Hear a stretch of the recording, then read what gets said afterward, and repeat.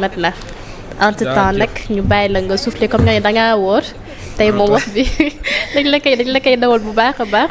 Alors ñu taxaw ci yenn point notamment l'affaire de Pape Cheikh Diallo et autres. Libération moom mi ngi informé que de nouvelles arrestations sont en vue.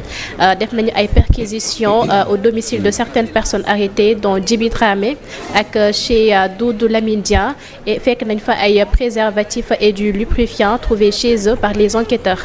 Alors doyen Pape lan moo ci sa jàngat. Merci mais Omar man kooram bi jaaxal na ma de entre nous. jaaxal nañu ñun ñëpp sax. gëwëlee na dama woor quoi. waaw d'habitude nit bu wooree heure yi baat bi day xaw a dee quoi. mais moom heure bi baat bi dafa kii. bon bref en fait tournure bi mbir mi jël moi je crois que c'est une suite tout à fait logique. parce que boo gisee charge yi nga xam ne moom lañu teg seen ndodd yoon la justement ñu xaar ci. dañuy wax ay perquisitions. parce que le juge d'instruction mi nga xam ne moom lañu jox dossier bi je crois que dafa jël plus de il a préféré prendre plus de temps def délégation judiciaire delloo ko gendarmerie.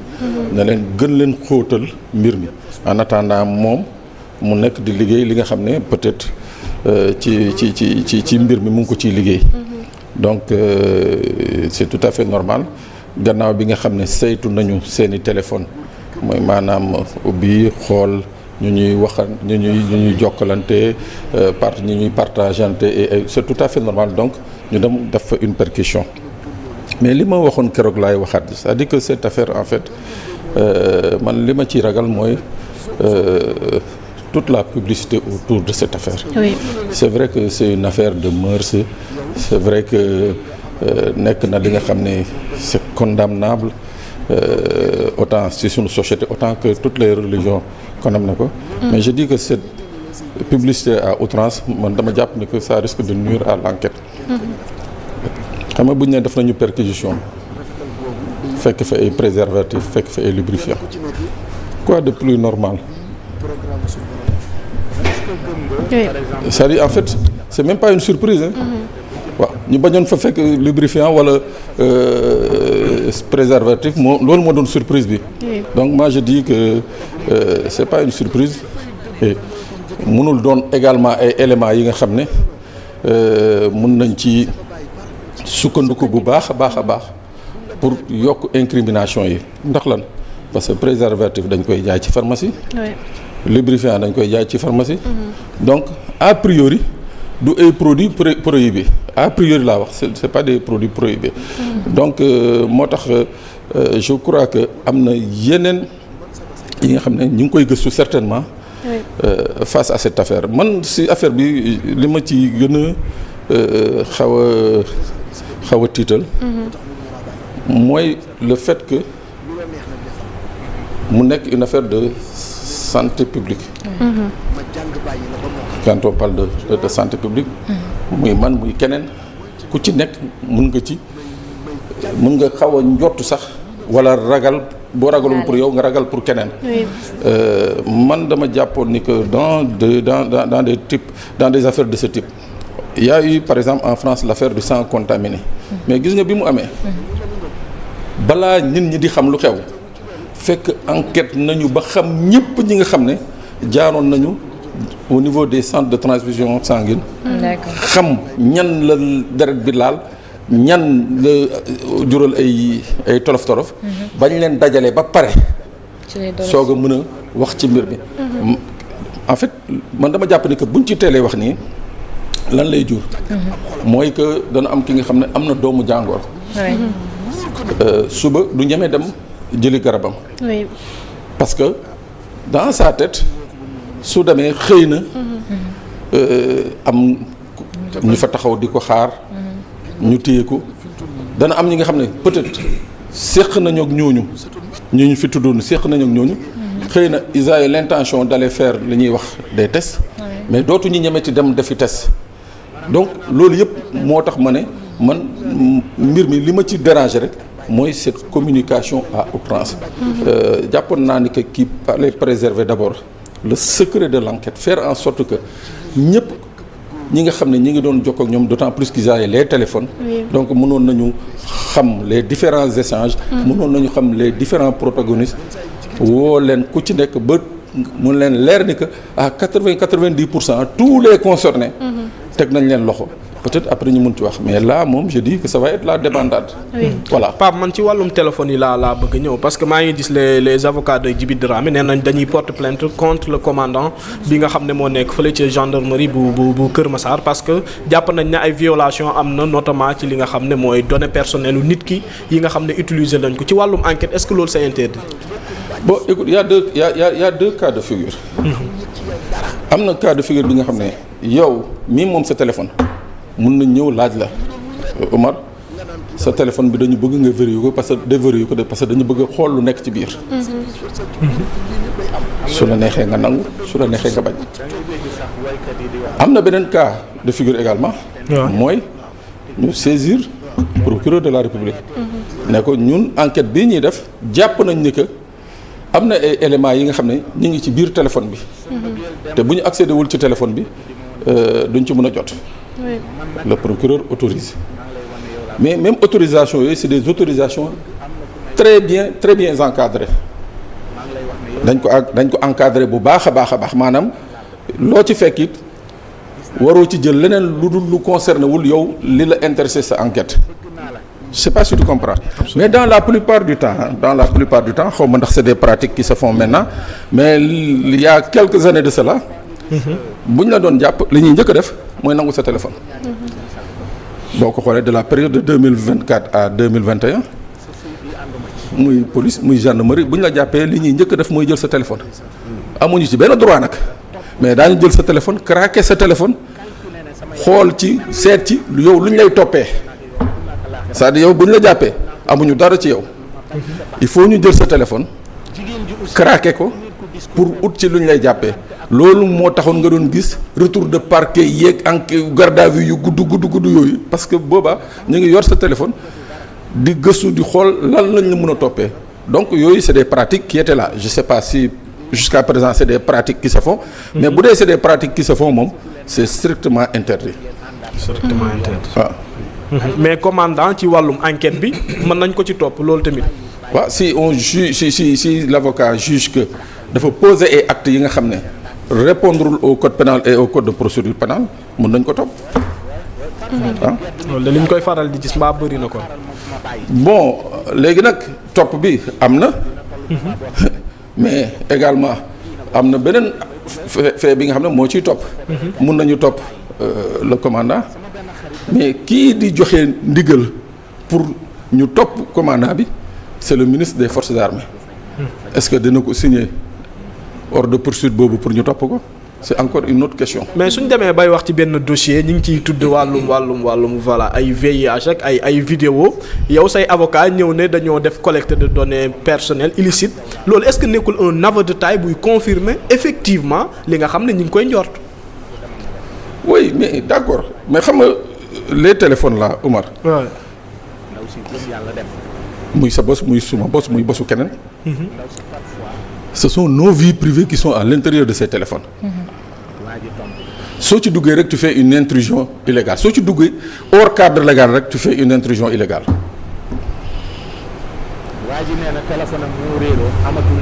man mun naa collecter samay données. c'est pas interdit par la loi.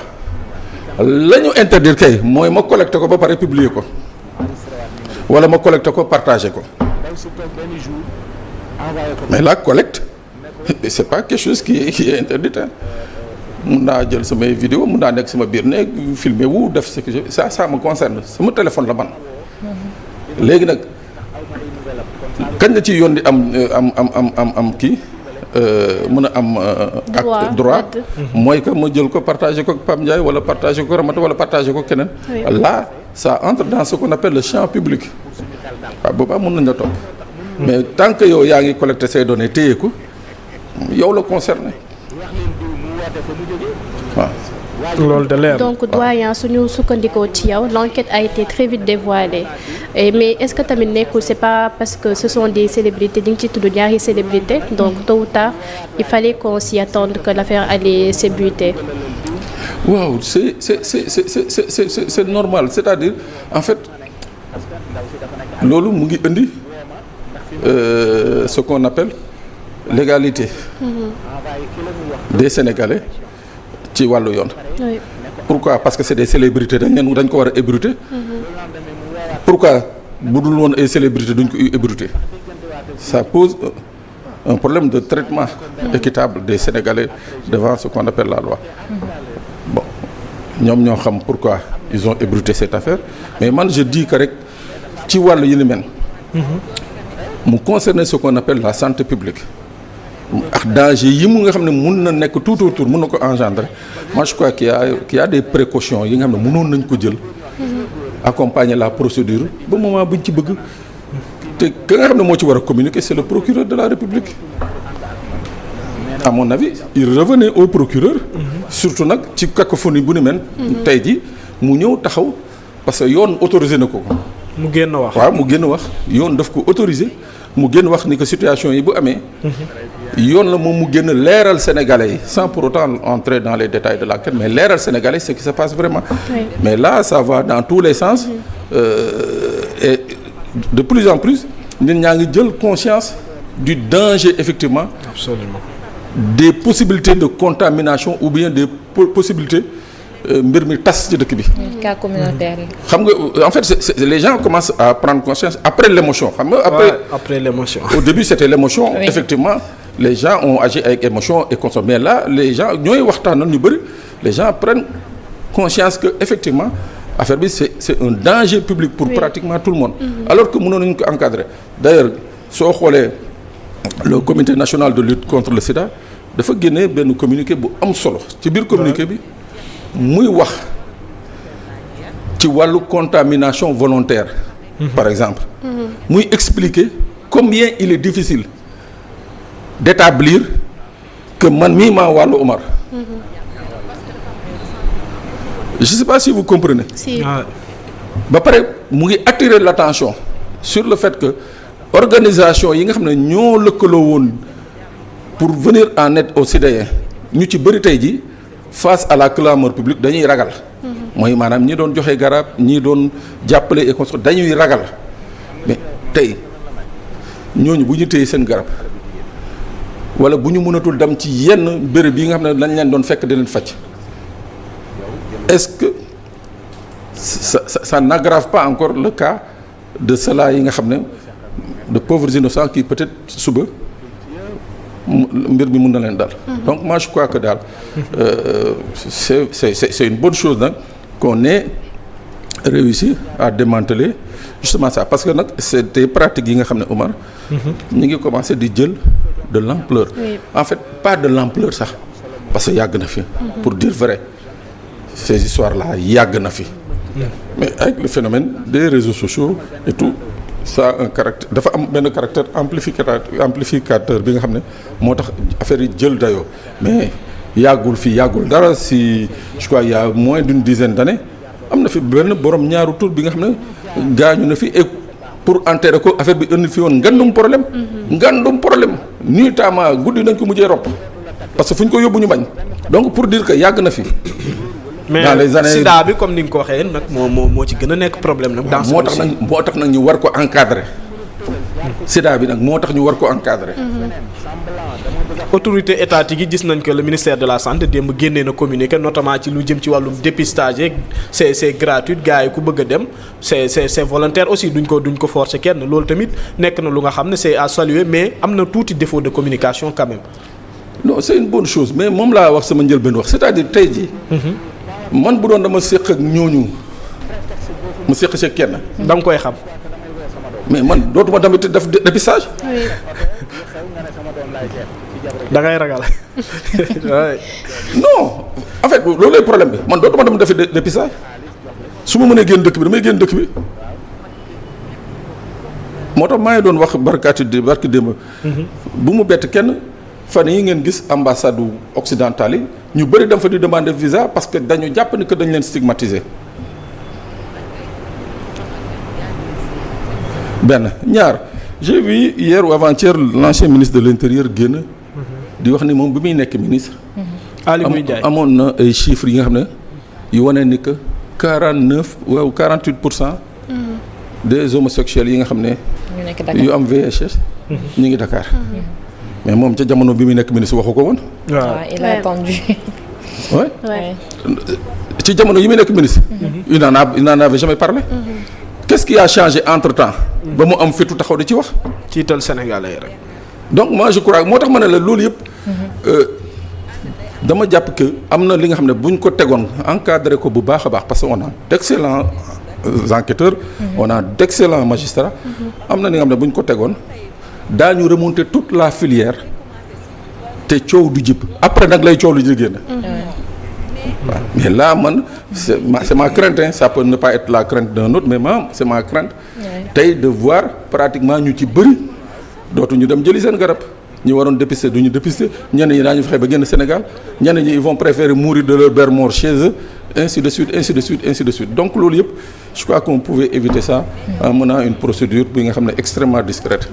Merci beaucoup doyen sachant que instant bi moom ku nekk mi ngi ci yàb bi réseaux sociaux yi ku nekk mi ngi def ay procès di wax même des fois di tuumal ñoo xam